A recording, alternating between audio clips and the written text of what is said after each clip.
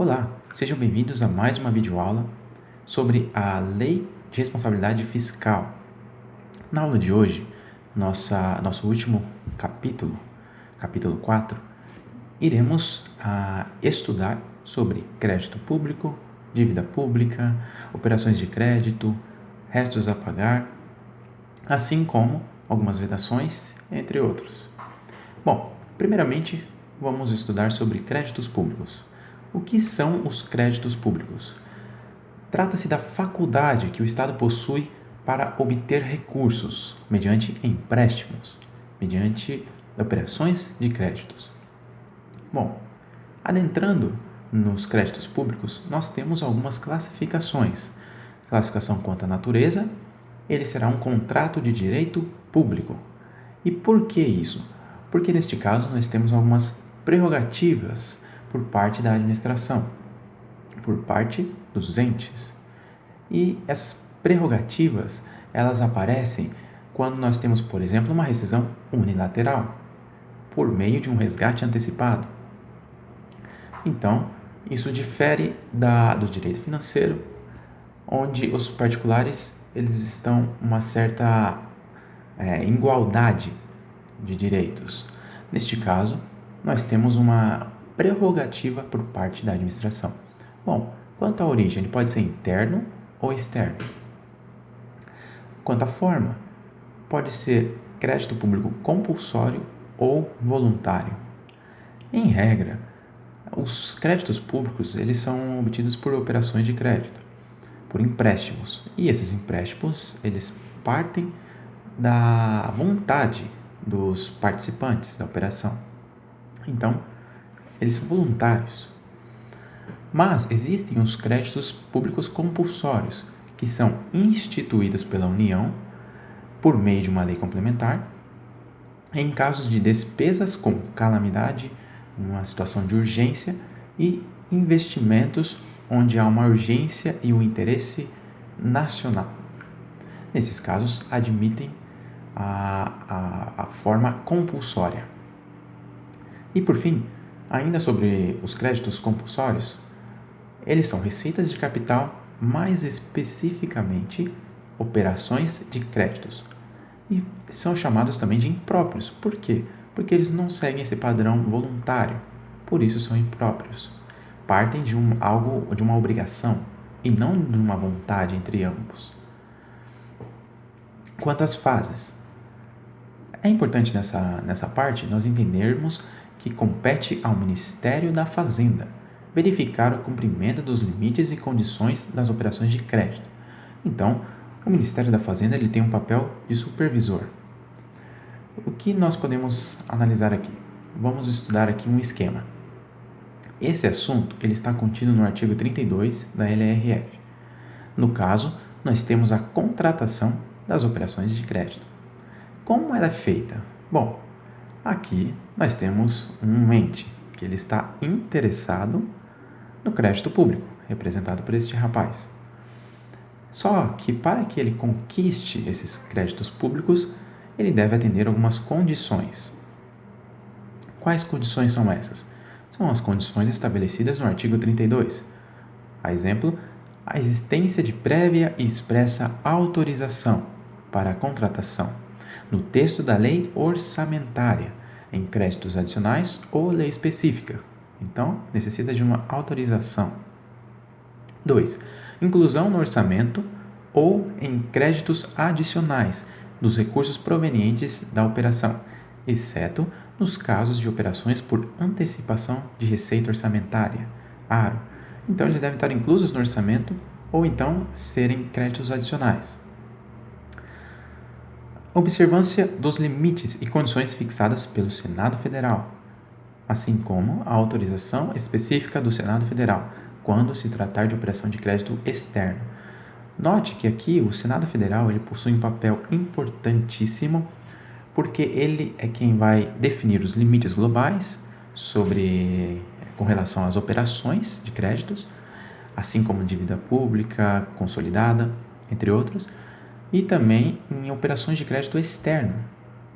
Então, o Senado Federal ele tem esse papel de autorizar, de de criar os limites para os entes públicos efetuarem a operação de crédito.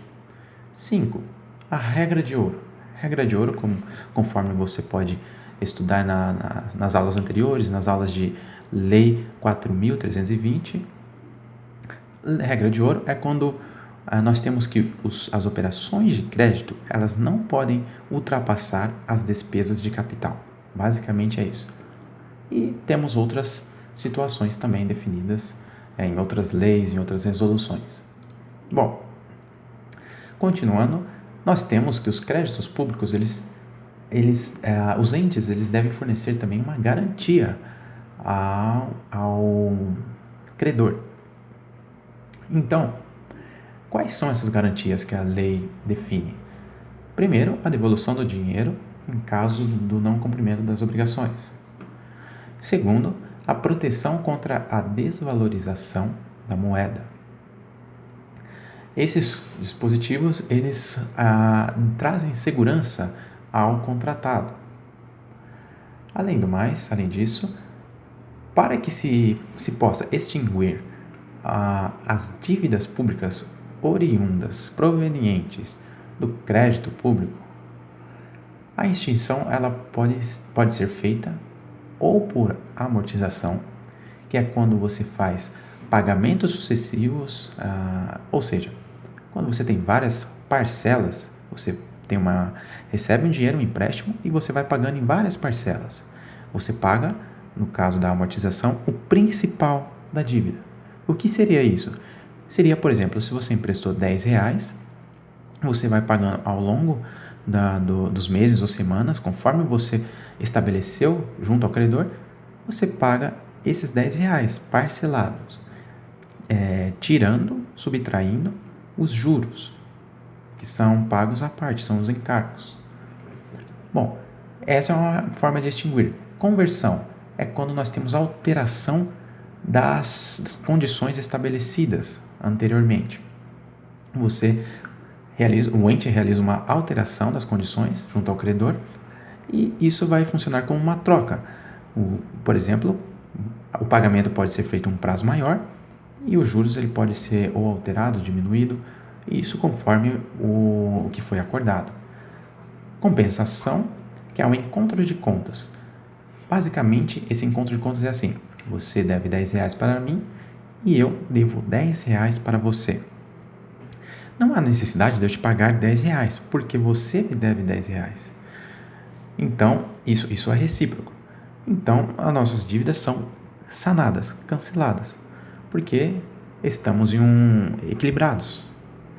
Então, isso é a compensação. Ou nós temos também, a última forma, é o repúdio, que é quando o ente ele não admite que deve pagar os empréstimos que ele obteve. Nesse caso, também é chamado de calote. Bom, aqui nós temos então as formas de extinção da dívida pública. Por fim, ainda sobre crédito público, nós temos a natureza do crédito público, a natureza jurídica, que é natureza contratual, segundo a corrente majoritária. Vamos lá. Agora, 2. Dívida pública. Acompanhem comigo. Lei complementar, dívida pública. O que é a dívida pública? É aquilo que decorre dos empréstimos. É o ente público na situação de devedor. O ente público, nesse caso, é o devedor. Então, são aquilo que o Estado, que o ente, ele deve.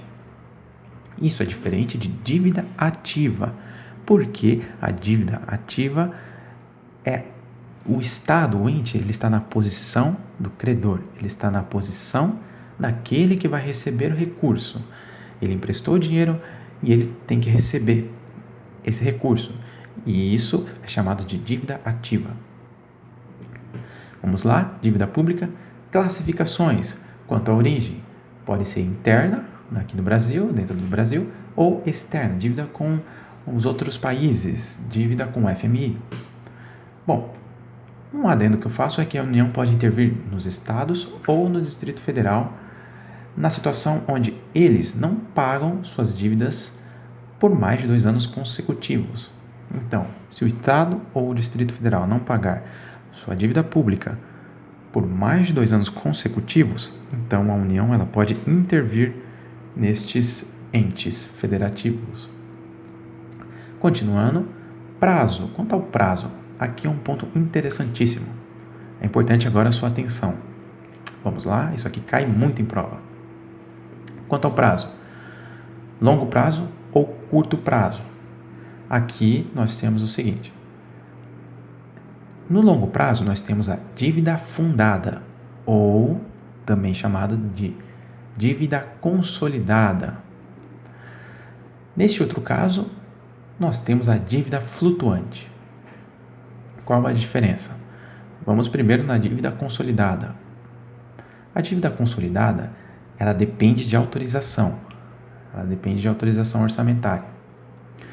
Além disso, nós temos aqui os precatórios judiciais. São aqueles valores, aquelas dívidas que são oriundas de decisões judiciais. Nesse caso, são os precatórios judiciais que estão contidos na LOA e que não foram pagos. Eles entram aqui. Além disso, nós temos as operações de crédito. Em regra, as operações de crédito que forem maior que 12 meses, elas fazem parte da dívida consolidada. Além disso, as dívidas por operações de crédito que estão contidas na LOA e que são de duração menor que 12 meses, também integram-se à dívida consolidada. E por que eu estou destacando isso? Porque na dívida flutuante nós temos uma situação semelhante. Nós temos uma operação de crédito que ela será classificada como dívida flutuante em caso dela ser menor que 12 meses. Então, ela vai se adentrar aqui na dívida flutuante. Mas aqui, se ela integrar a LOA e for, no caso, menor que 12 meses, ela também integra a dívida fundada. Por fim, dívida mobiliária. Veremos a seguir um pouco mais sobre ela. Na dívida flutuante, nós temos diversas formas. Nós temos restos a pagar e serviços da dívida a pagar. Vamos lá, qual é a diferença de restos a pagar para serviços da dívida a pagar? As duas, primeiramente, elas são despesas empenhadas, mas não pagas. A diferença é que serviço da dívida a pagar está relacionado aos juros, aos encargos. Então, essa é a grande diferença entre esses dois. Nós temos a antecipação da receita orçamentária, ARO. Nós temos os calções, que são aqueles valores de garantia que o ente, quando está fazendo uma licitação, por exemplo, ele pega do particular e, se o particular cumprir todo o processo, for de acordo com o que foi estabelecido, ao final do processo o ente devolve o dinheiro que foi recebido. As consignações, descontos em folha, depósitos e a emissão de papel moeda. Vamos lá, continuando. LRF agora no artigo 29. Nós temos alguns conceitos no artigo 29. Dentro de dívida pública. Temos a dívida pública consolidada ou fundada, que é uma espécie da dívida consolidada, né? A dívida pública consolidada é a própria dívida consolidada que vimos aqui, que é um montante total apurado sem duplicidade das obrigações, de operações de crédito que são superiores a 12 meses e, neste caso que nós vimos aqui, menor que 12 meses, desde que contida na LOA. Agora nós temos a dívida pública mobiliária. Essa sim é uma espécie da consolidada, que basicamente são essa dívida mobiliária. São títulos, né? Títulos da dívida pública, emitidos pela União, pelo Banco Central, pelos estados e pelos municípios. O que é importante saber aqui? Hoje, atualmente, somente a União tem autorização para emitir títulos da dívida pública mobiliária. Bacen, estados e municípios não possuem essa autorização. Então, esses títulos constituem-se como umas operações de crédito, onde o Estado ele pega empréstimos junto à pessoa jurídica, à pessoa física, aos investidores, aos próprios outros entes, como estados e municípios, que compram parcelas da dívida pública e recebem esses títulos. Esses títulos vão gerar futuramente um valor, uns juros, que serão resgatados por aqueles que investiram dinheiro no Estado. Operações de crédito são compromissos financeiros, são empréstimos assumidos em razão de mútuo, etc. Ou seja, o que é esse razão de mútuo? Razão de mútuo é acordo entre duas partes. Então, operações de crédito são basicamente os empréstimos. Concessões de garantia são compromissos de adimplência. Veremos a seguir o que se constitui essa concessão de garantia. Mas o que precisamos gravar aqui agora é que é um compromisso de adimplência.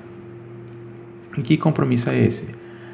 É um compromisso de adimplência de obrigação financeira ou contratual. Um compromisso que um ente assume com terceiros, com o trem. 5. Refinanciamento da dívida mobiliária.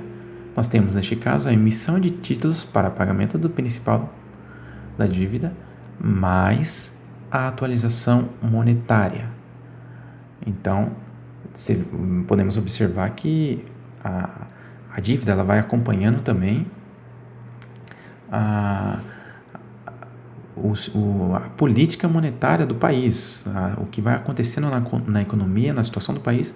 Nós temos que nos atentar ao acompanhamento da dívida a esses fatos que podem acontecer ao longo dos anos. Então, por isso dessa atualização monetária. Bom, vimos os conceitos. Agora, um ponto importante, as competências quanto à dívida pública. O que é importante saber aqui? Que o Congresso Nacional é o único que pode julgar as contas do presidente da República. E, no caso do Congresso Nacional, ele tem a responsabilidade sobre a dívida mobiliária federal. Já o Senado Federal, ele vai falar sobre os limites. Ele vai definir os limites para limites referentes à dívida pública, à dívida mobiliária, etc. Até mesmo sobre as operações de crédito. Então, o Senado Federal é quem tem essa responsabilidade. Além disso, ele vai tratar da dívida consolidada. Então, por falar em limites, vamos falar agora dos limites do endividamento. Nos limites do endividamento, são os limites que são estabelecidos para as operações de crédito, para as operações por aro, a dívida mobiliária, os limites que o Estado pode atingir. Ultrapassando esses limites, ele tem que reconduzir essas dívidas. Então, há um teto de gastos. E quais são esses limites? Bom, primeiro, vamos nos atentar que esses limites são verificados por quadrimestre. E eles são elaborados com base na receita corrente líquida. E cada ente, cada esfera de governo terá o seu limite. A Lei de Responsabilidade Fiscal definiu que 90 dias após a publicação dela, o presidente da República iria submeter uma proposta tanto ao Senado quanto ao Congresso Nacional. Ao Senado, a proposta seria sobre os limites globais. Então, ele submeteu essa proposta, o Senado aprovou. No caso, estamos falando aqui de dívidas consolidadas. Já no Congresso Nacional, foi submetido um projeto de lei que estabelecia os limites e foi aprovado pelo Congresso Nacional. No caso, estamos falando também da dívida mobiliária federal. Esses limites não são eternos, eles podem ser alterados em caso de estabilidade econômica ou alteração na política monetária. E, caso eles tenham a necessidade de alterar, deve-se seguir o mesmo processo. Falando dos limites, nós temos aqui a tabela contendo os limites em questão. Temos aqui a dívida consolidada, mobiliária, operações de crédito, concessão de garantia, pagamento do serviço da dívida e também aro. Então, a União, o Estado e o município terão seus limites em cada tipo de operação. O que é importante destacar aqui, que eu quero destacar com vocês? A União, ela tem, o limite dela é até 60% da receita corrente líquida. E no caso de concessão de garantia, também é em até 60%. Então, grave isso, na União é 60-60. OC, CG, concessão de garantias. Nós temos também aqui outras. Temos, no caso da dívida consolidada, para os estados é mais que o dobro da receita corrente líquida. Então, esse é o limite. E para os municípios é 120%. Nesses outros aqui, repetem-se tanto para os estados quanto para os municípios. Por fim, aqui nessa primeira parte, podemos analisar a recondução das dívidas aos limites. O que é isso aqui?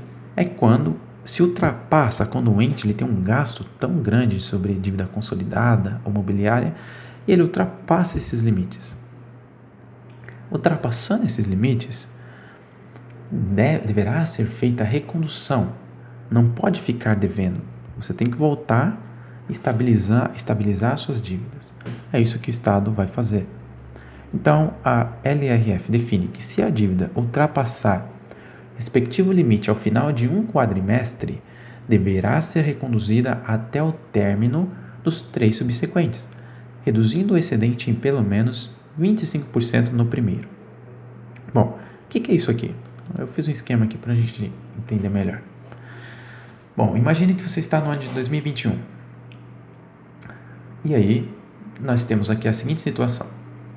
Nós temos a Prefeitura de Cuiabá. Nós temos o ente federativo é um município e a esfera é o poder executivo. Então, aí você dá uma olhada naquela tabelinha lá, nós vamos ver que o limite para essa situação, para o município, é, para a dívida consolidada, 120%. Mas, no primeiro quadrimestre do ano de 2021, por exemplo, foi verificado que a Prefeitura de Cuiabá chegou a um total de 130% de dívida consolidada. O que ele tem que fazer para voltar a esse 120%? Nos próximos 3 quadrimestres, ele deve atender o seguinte: ele tem que eliminar 25% desse excedente aqui, esses 10% a mais do 120%, ele tem que eliminar no primeiro quadrimestre seguinte. Nos outros 2, aí ele tem que eliminar o restante. O terceiro é o prazo final para voltar ao 120. Então, é isso que trata esse dispositivo da Lei Complementar 101. Tá, agora, e se no caso nós estivermos falando do chefe do Poder Executivo no seu último ano de governo? O que ele tem que fazer?